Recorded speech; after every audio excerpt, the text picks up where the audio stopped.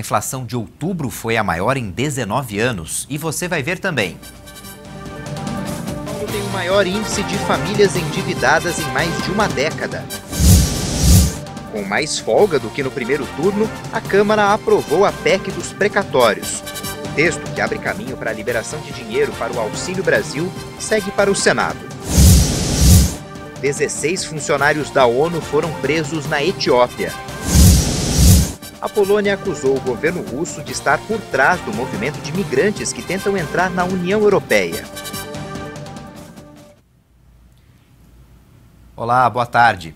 Puxada pelos aumentos nos preços dos combustíveis, a inflação de outubro é a maior para o mês em 19 anos. Segundo o IBGE, em 12 meses, o Índice Nacional de Preços ao Consumidor Amplo acumula alta de mais de 10%. A inflação oficial de preços saltou 1,25% em outubro. Segundo o IBGE, foi o maior avanço para o mês desde 2002. O resultado representa uma nova aceleração em relação à alta de setembro e faz o IPCA acumular elevação de 10,67% nos últimos 12 meses. Já em 2021, a inflação soma alta de 8,24%. Mais uma vez, a gasolina e as contas de luz representaram os maiores impactos individuais do índice. A alta da energia elétrica veio por causa da adoção da bandeira tarifária de escassez hídrica, que tem um custo adicional de R$ 14,20 na conta de luz a cada 100 kWh consumidos, o mais alto entre todas as bandeiras. Já o aumento da gasolina está relacionado aos reajustes sucessivos aplicados no preço do combustível nas refinarias pela Petrobras. Além da gasolina, houve aumento também nos preços do óleo diesel, do etanol e do gás veicular. O gás de botijão também subiu em outubro e acumula alta de 44,77% desde junho de 2020. Já as passagens aéreas ficaram 33,86% mais caras no mês, puxadas pela alta no preço do querosene. Na cidade de São Paulo, em cada 10 famílias, 7 estão com alguma dívida para pagar. Segundo a FEComércio, esse é o maior índice dos últimos 11 anos. Quase 3 milhões de lares na capital paulista, ou 71,3% do total, têm alguma dívida para pagar. O levantamento da Federação do Comércio de São Paulo informou que este índice de endividamento é o maior desde 2010, quando a entidade começou a realizar esse tipo de pesquisa. O número de endividados está subindo há 11 meses. No grupo, existem tanto famílias com dívidas atrasadas, quanto as que fizeram dívidas e estão pagando. Esse é um sinal de que o orçamento apertou e aumentou a necessidade de parcelar as compras. E o número de endividados por conta de parcelamentos no cartão chega a cerca de 80%. Mas o consumidor precisa ficar atento, já que o financiamento com cartão de crédito é um dos mais caros que existem, com juros podendo chegar a 300% ao ano se a pessoa entrar no rotativo. Em novembro do ano passado, o percentual de endividados era de 56,1%. Com isso, mais 620 mil famílias entraram para o grupo no período de um ano. Empregadores têm até o fim do mês para pagar a primeira parcela do 13º salário dos trabalhadores formais. Já a segunda parcela precisa ser depositada até o dia 20 de dezembro. Os trabalhadores com carteira assinada recebem o adiantamento da primeira parcela do 13º salário até o dia 30 de novembro. O valor pago deve ser a metade do salário que o funcionário ganha, com base no cálculo de dezembro, ou a média anual dos valores. Os descontos aparecem somente na segunda parcela sobre o valor integral do benefício. Os trabalhadores que têm menos de um ano na empresa têm direito ao pagamento proporcional aos meses trabalhados por mais de 15 dias. Aqueles que pediram o adiantamento do 13º nas férias não recebem a primeira parcela nesse mês, apenas a segunda. Caso o empregador não respeite o prazo do pagamento ou não pague o valor devido, pode ser autuado por um auditor fiscal do Ministério do Trabalho e ter de pagar uma multa de R$ 170 por empregado. A Câmara dos Deputados aprovou a PEC dos precatórios em segundo turno, dessa vez com mais folga do que no primeiro turno. O texto agora segue para o Senado e o presidente Rodrigo Pacheco garantiu que a casa vai debater a proposta com urgência.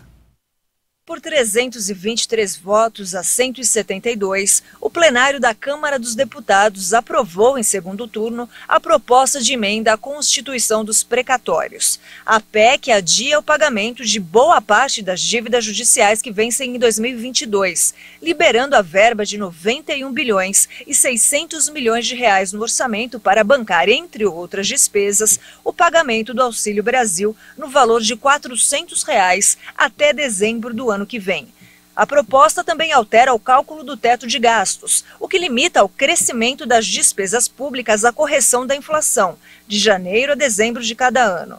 A aprovação da proposta é uma vitória do Palácio do Planalto e do presidente da Câmara, Arthur Lira, que conseguiu mais 11 votos favoráveis na votação em segundo turno. Agora, a PEC dos precatórios segue para ser analisada no Senado Federal em regime de urgência. Nós temos no Senado Federal um senso de urgência em relação à solução para os precatórios e a solução do espaço fiscal que respeite o teto de gastos públicos, a responsabilidade fiscal, que é algo que nos norteia e que nós temos essa obrigação, para poder garantir a existência de um programa social que é o Auxílio Brasil. O único destaque aprovado retirou do texto base da PEC a permissão para o Executivo descumprir a chamada regra de ouro, que impede que o governo se endivide para pagar despesas correntes, como salários e aposentadorias. Mais cedo, os parlamentares aprovaram o substitutivo ao projeto de lei que garante que professores recebam quase 10 bilhões de reais dos precatórios da União relacionados ao Fundo de Manutenção e Desenvolvimento do Ensino Fundamental e de Valorização do Magistério, o Fundef. O vice-presidente Hamilton Mourão considerou oportuna a manifestação do Supremo Tribunal Federal sobre o chamado orçamento secreto. O STF formou maioria para suspender a execução de emendas de relator. Já o presidente da Câmara foi contra a interferência do Judiciário na questão. Os recursos de emenda do relator, chamados também de orçamento secreto, têm a transparência questionada em ações no STF e no Tribunal de Contas da União. A ministra Rosa Weber decidiu barrar o pagamento desse tipo de emenda, e a maioria dos ministros já votou pela manutenção da decisão da relatora. Para o vice-presidente Hamilton Mourão, a decisão do Supremo foi apropriada. Os princípios da administração pública, né, de legalidade, impessoalidade, moralidade, publicidade e eficiência não estavam sendo respeitados, né, nessa forma aí de execução orçamentária. Então, eu acho que a intervenção do STF foi oportuna.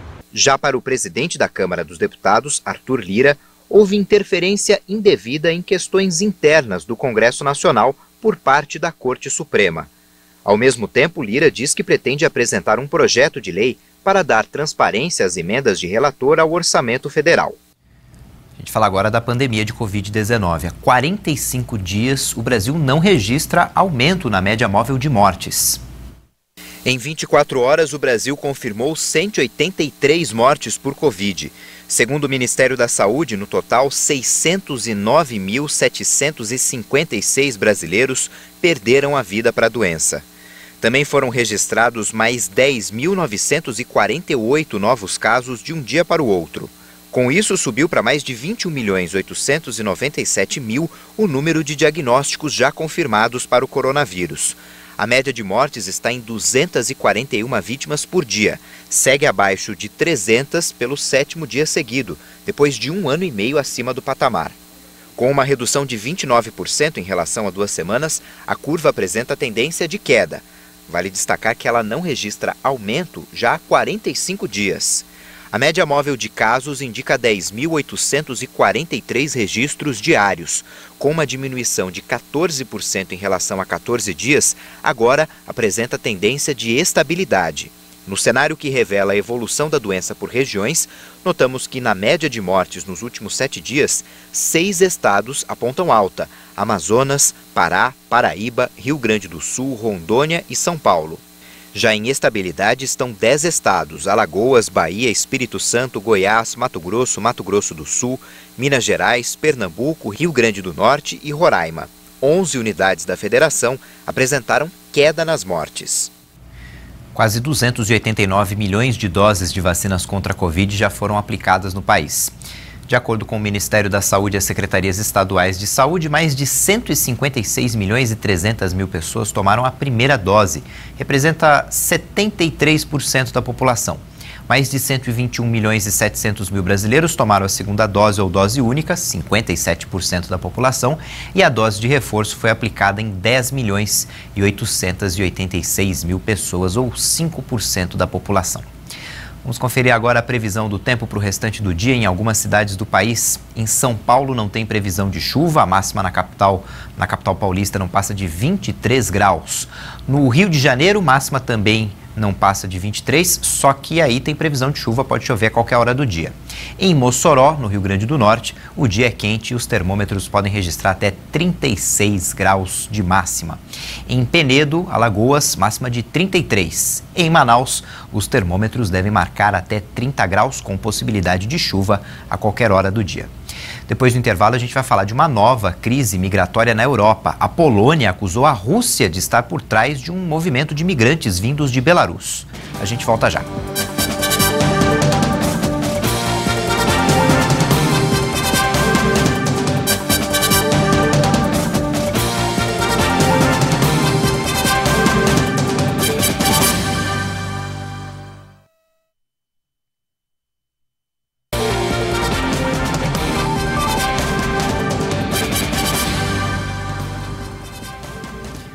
O primeiro-ministro da Polônia acusou o governo da Rússia de orquestrar um movimento de migrantes que tentam entrar ilegalmente na União Europeia a partir de Belarus. O chefe de governo polonês comentou a crise migratória diante do parlamento.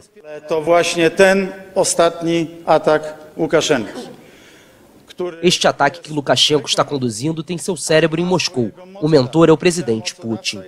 Isso mostra a determinação de implementar o cenário de reconstrução do Império Russo.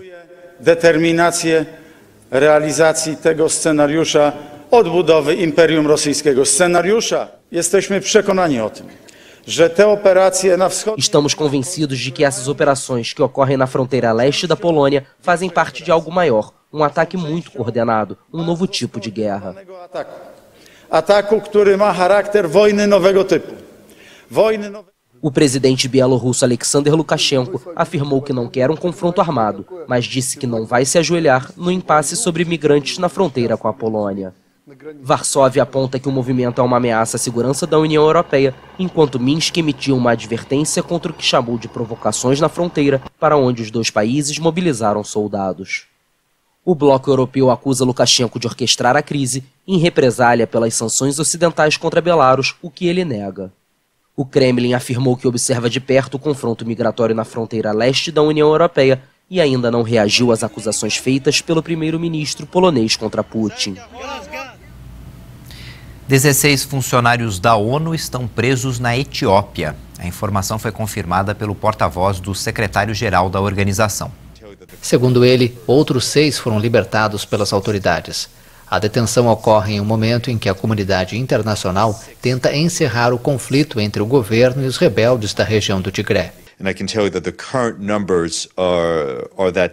Os números atuais são: 16 funcionários foram detidos, enquanto 6 foram libertados. Claro, estamos trabalhando ativamente com o governo da Etiópia para garantir a libertação imediata. Segundo o porta-voz, não foi dada nenhuma explicação sobre o motivo da prisão. Os funcionários da ONU foram presos durante operações dirigidas contra pessoas da etnia Tigré, no âmbito do estado de emergência em vigor no país africano. Os Estados Unidos condenaram as prisões por motivos étnicos na Etiópia. Um prédio desabou na cidade de Malatya, na Turquia. Ninguém morreu e as autoridades confirmaram que não há informações de desaparecidos. O acidente aconteceu na tarde de terça-feira em uma rua movimentada da cidade. No momento, diversos moradores faziam compras nas lojas do imóvel. O Ministério do Interior turco informou que 13 pessoas foram resgatadas e levadas ao hospital e outras 8 conseguiram sair dos escombros por conta própria. Nenhuma explicação foi dada sobre os motivos do desabamento, mas a imprensa local informou que eram realizadas obras no prédio que abrigava várias empresas, incluindo uma cafeteria e um restaurante. De acordo com as autoridades, 4 pessoas, incluindo o proprietário do imóvel, foram detidas. Um tribunal da União Europeia confirmou uma multa ao Google no valor de mais de 2 bilhões e 400 milhões de euros, o equivalente a mais de 15 bilhões de reais. O valor foi imposto por abuso de posição dominante do mecanismo de comparação de preços online da gigante americana. A corte rejeitou um recurso do Google contra a multa, originalmente imposta pela Comissão Europeia em 2017. O gigante tecnológico tem agora a possibilidade de apelar à principal instância jurídica do bloco, o Tribunal de Justiça da União Europeia. O caso se concentra no mecanismo de comparação de preços do Google. Ele favorecia sua própria ferramenta, Google Shopping, em relação à outra, considerou que provocava efeitos prejudiciais e rejeitou os argumentos do Google para justificar a conduta. Além de impor a multa bilionária, a Comissão Europeia forçou o Google a modificar a exibição dos resultados sob pena de sanções financeiras adicionais. A produção de roupas em grande escala, chamada de fast fashion, virou um problema para o Chile. Várias peças. Por isso não são aceitas em aterros comuns, onde o descarte é feito de forma correta. De acordo com o relatório da ONU de 2019, a produção global de roupas dobrou entre 2000 e 2014 e a indústria é responsável por 20% do desperdício total de água em nível global.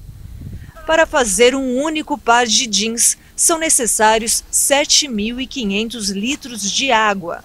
O mesmo relatório afirma que a fabricação de roupas e calçados contribuiu com 8% dos gases do efeito estufa global e que a cada segundo uma quantidade de tecidos equivalente a um caminhão de lixo é enterrada ou queimada.